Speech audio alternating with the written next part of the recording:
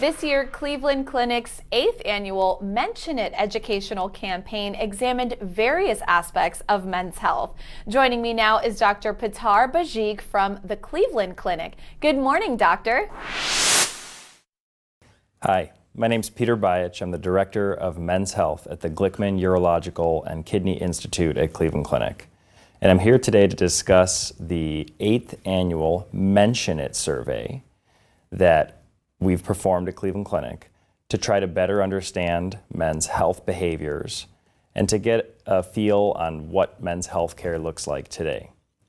This year, the survey focused on a variety of issues, including how men feel about their health in general, how their life is impacted by mental and sexual health, how likely they are to have cancer screenings.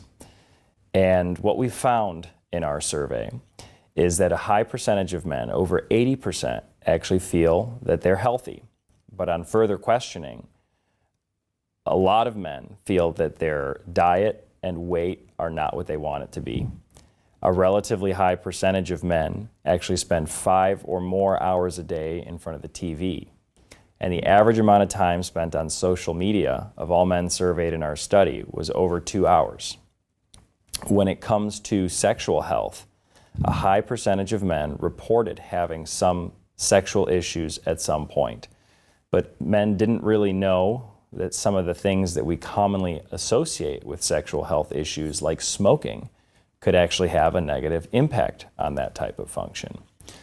We also looked at the ways that mental health played in, and a high percentage of men experienced stress. The most common cause of stress in the men who filled out the survey was, no surprise, money-related issues.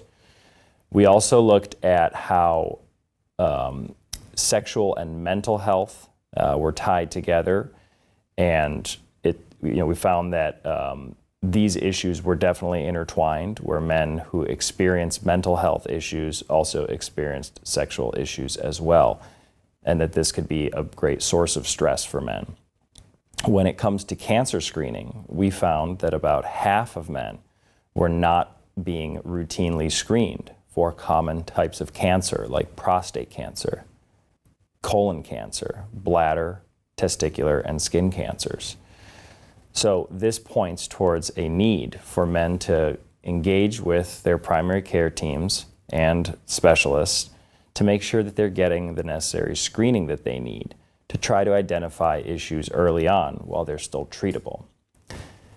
We also emphasize the link between physical and mental health, because people who experience stress over long periods of time, it can certainly contribute and cause health issues.